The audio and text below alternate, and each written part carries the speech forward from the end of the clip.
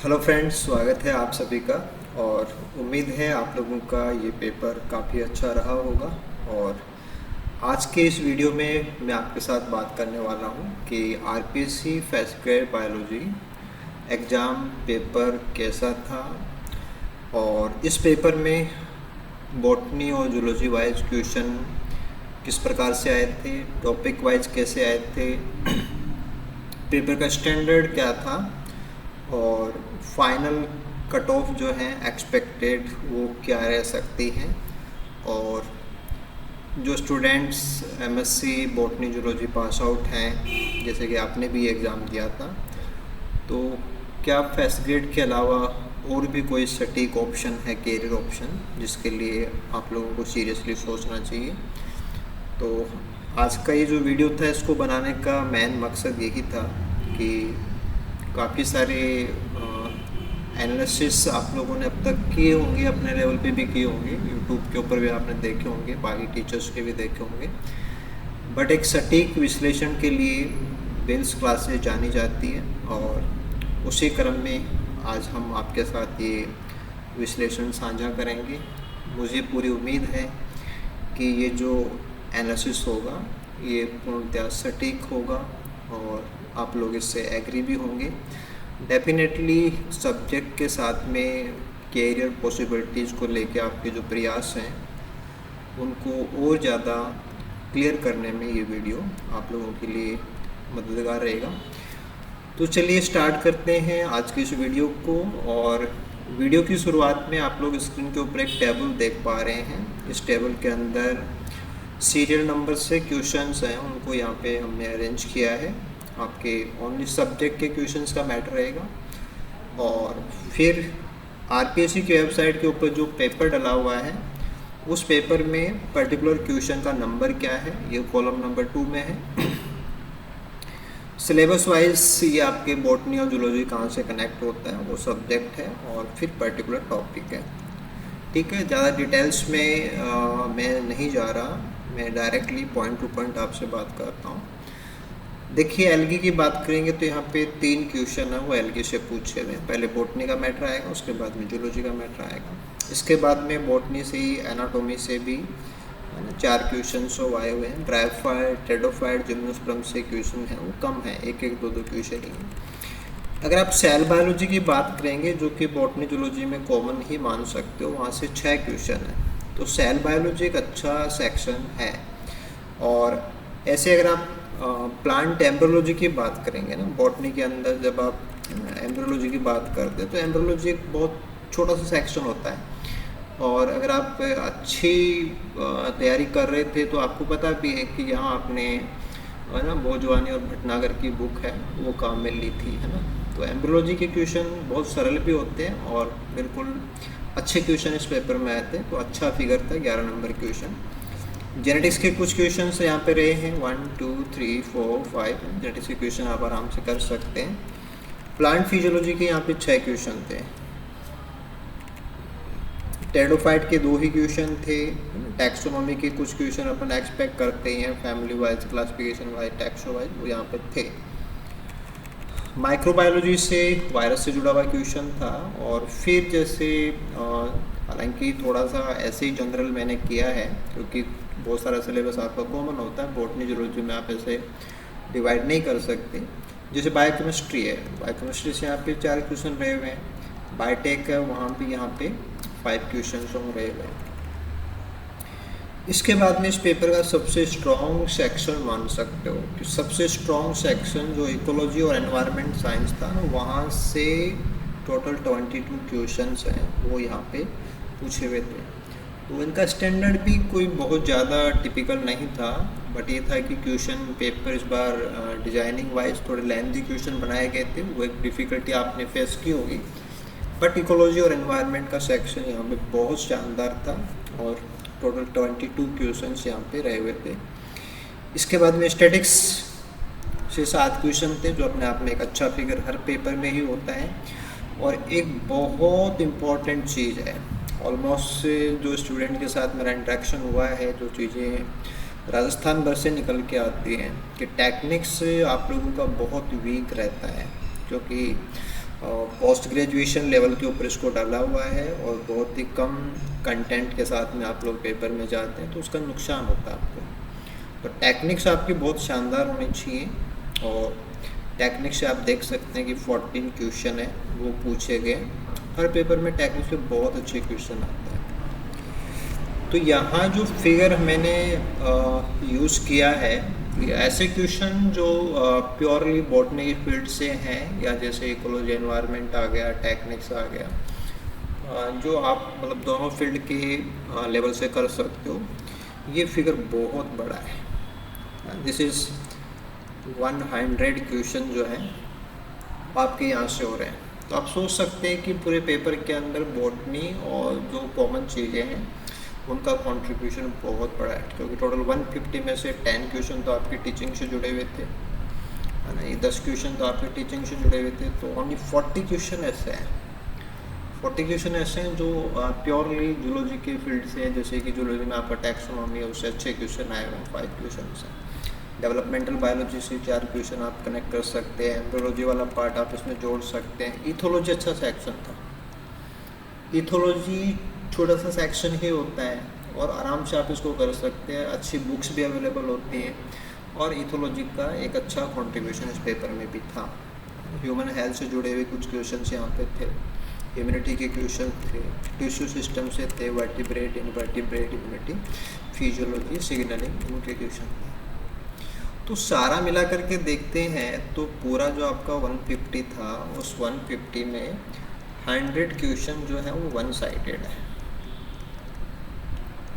यानी कि वो बॉटनी प्लस जो फील्ड है उससे कर सकते हो।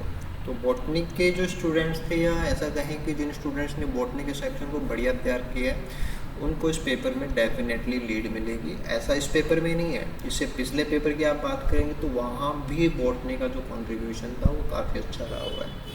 तो एक रेगुलर से आप इसको मान सकते हैं कि अच्छा प्रिपरेशन आप चाहते हैं नेक्स्ट एग्ज़ाम की। अगर बात करें, अगर आपका स्कोर कम है, नेक्स्ट एग्ज़ाम के लिए आप जाएँ, या मान लीजिए कि आप अभी बीएड कर रहे हैं, उसके बाद में आप इस पे जाएंगे, तो मेरा आपको सिंपल सजेशन है कि जो बॉटनी की चीज़ें हैं उनको आपको बढ़िया तरीके से तैयार करना चाहिए। तो बॉटनी के दम पे आप यहाँ पे सिलेक्शन है वो करवा सकते हो। आगे और भी मैं डिस्कस करूँगा आपके साथ, है ना। 40 क्वेश्चन है वो टोटल जूलॉजी साइड से हैं, तो ये भी अपने आप एक अच्छा फिगर है, लेकिन बॉटनी के कंपैरिजन के अंदर ये बहुत सोचने का बिंदु है, ठीक है। बाकी 10 क्वेश्चन आपके टीचिंग से जुड़े हुए थे। तो ये आपका टोटल 150 का मैंने यहाँ पे एनालिसिस किया। आप इस वीडियो को पॉज करके, है ना, पेपर से मैच करके भी देख सकते हो। मैं भी यहाँ मेरे से बनाने में एक क्वेश्चन का हो गया होगा, बट कोई बहुत बड़ा फ़र्क यहाँ पे नहीं मिलने वाला है। तो आप श्योर हो सकते हैं कि जो एनालिसिस है वो इसी प्रकार का रहा था। अब इसके बाद में नेक्स्ट पॉइंट की बात करते हैं, और ये देखिए यहाँ पे जो मेन चीज़ें हैं उनको मैंने कोशिश की है कि एक सिंपल तरीके से आप लोग इनको समझ भी जाएं, और सिचुएशन क्या है उसके अकॉर्डिंग फिर आप अपना डिज़ाइन है वो करें। देखो ये 2022 में जो एग्ज़ाम हुआ था वहाँ पे 162 पोस्टें आई थी। इस बार जो एग्ज़ाम हुआ है वहाँ ओनली 67 पोस्टें आई हैं, यानी कि पिछले वैकेंसी के कंपैरिजन में इस बार केवल 41 पॉइंट समथिंग आए गए, 41-42% पोस्टें ही आई है। तो ये एक बहुत चिंता की बात थी कि पेपर का लेवल भी, लास्ट पेपर से बड़े क्वेश्चन आए थे, लेंथी क्वेश्चन आए थे, तो वो भी एक इशू था। जीके का पेपर भी काफ़ी टफ रहा था, वो भी एक इशू है। और नंबर ऑफ सीट 40-45% ही है, तो ये अपने आप में बहुत बड़ा एक माइनस पॉइंट है कि हाँ कट ऑफ है उससे बहुत अच्छी तरह प्रभावित होंगी। लास्ट बार की कट ऑफ जैसे जनरल का, EWS का आप यहाँ पे देख सकते हैं कि ये कट ऑफ रही हुई है, ठीक है, 162 पोस्ट का अकॉर्डिंग। अब अगर हम सिंपल स्टेटिस्टिकल फार्मूले अप्लाई करते हैं तो एक्सपेक्टेड जो कट ऑफ है वो इस पेपर के लिए सिमिलर डिफ़िकल्टी लेवल मानने पे, कि कैंडिडेट्स की जो परफॉर्मेंस है और डिफ़िकल्टी लेवल वो लगभग पिछले जैसा ही रहा हो, तब ये जो कट ऑफ है कि जनरल की कट ऑफ है वो अप टू 300 होनी चाहिए, और OBC के लिए, EWS के लिए तकरीबन ये 295 मार्क्स वो होनी चाहिए। लेकिन देखिए डिफ़िकल्टी लेवल सेम नहीं था और कैंडिडेट्स की परफॉर्मेंस डिफ़िकल्टी लेवल सेम नहीं था, तो पहले जैसी नहीं हो सकती। तो डेफिनेटली जो स्कोर है आपका, कट ऑफ स्कोर है, वो इससे बढ़ा जाने वाला है। तो सब्जेक्ट के ऊपर जो जिम्मेदारी है सिलेक्शन की वो बढ़ जाती है, क्योंकि जीके का पेपर भी काफ़ी टफ था और बहुत सारे स्टूडेंट्स ऐसे भी होंगे आप में से जिनका सब्जेक्ट तो ठीक है, अच्छा गया होगा, लेकिन जीके के बिहाफ के ऊपर 40% मार्क्स आपके नहीं आ रहे हैं, तो मे बी आपको आउट भी होना पड़ सकता है। तो उन सारी चीज़ों को देखते हैं और एक सिंपल बात करें तो कंपैरिजन वाइज देखें तो कट ऑफ है वो इस बार आपको हाइक मिलेगा वहाँ पे। तो इसके अकॉर्डिंग थोड़ा सा आप माइंड सेट कर सकते हैं कि आप कहाँ स्टैंड कर रहे हैं। ओके, इसके बाद में एक बहुत डिफरेंट और इंटरेस्टिंग मैटर है, वो ये है कि जैसे अभी ये first grade biology exam analysis के रूप में आपने इन चीज़ों को देखा, ठीक है। और अभी जैसे टोटल 67 पोस्ट आई हैं और 67 पोस्ट के अंदर जैसे थोड़ा सा ब्रॉडली कहें तो बॉटनी और जूलॉजी दोनों फील्ड के स्टूडेंट्स ने पार्टिसिपेट किया है, ठीक है। अब मेन वाहिन साइड में क्या है कि असिस्टेंट प्रोफेसर की वैकेंसी भी आई हुई है ना, इनके फॉर्म भी भरे जा चुके थे और अभी दिसंबर में इनके एग्ज़ाम होने हैं। यहाँ पे पोस्टें हैं वो 80 पोस्टें हैं। तो बॉटनी प्लस जूलॉजी के लिए फर्स्ट ग्रेड में ओनली 67 पोस्टें हैं और एपी के अंदर 80 पोस्टें हैं।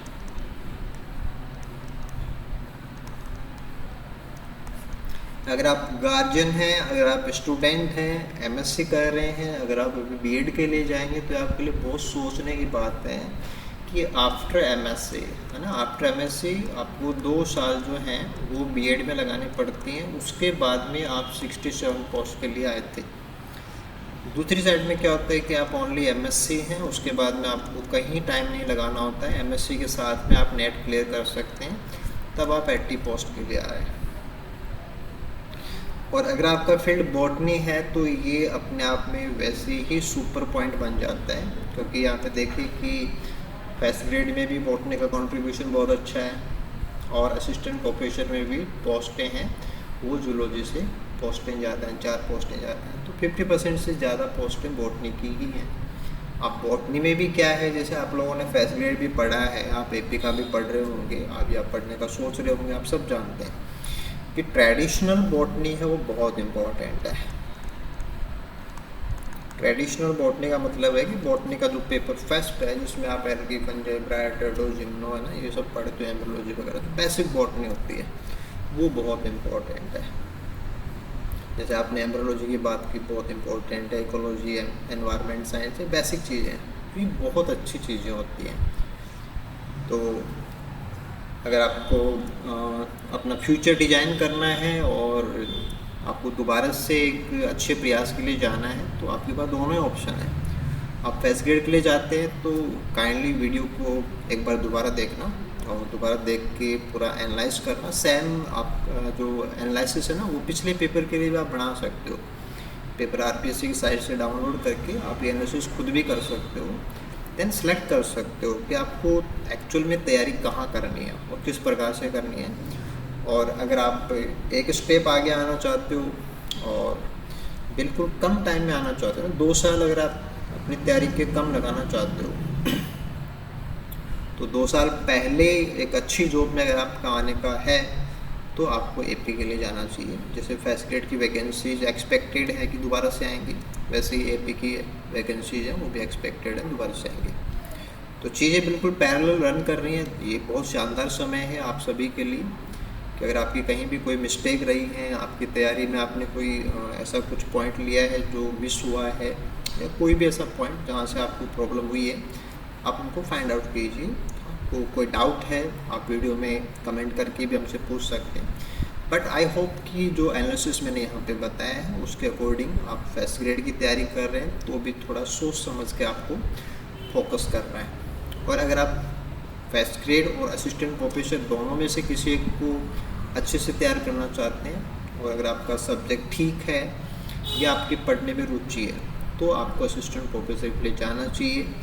और अगर आपने फर्स्ट ग्रेड की एग्ज़ाम अभी दी है और अभी आप दिसंबर में असिस्टेंट प्रोफेसर के लिए भी जाना चाहते हैं और एक अच्छी तैयारी करना चाहते हैं, और एक पॉइंट मैं और यहाँ पे जोड़ना चाहूँगा कि पेपर के जो स्टैंडर्ड हैं वो आपने अभी एक्सपीरियंस किया है कि लास्ट एग्ज़ाम से इस बार पेपर के स्टैंडर्ड वो अच्छे रहे, क्वेश्चन का जो टफनेस है वो बढ़ा है। तो सेम पैटर्न हम उम्मीद करते हैं कि एपी में भी मिलने वाला है।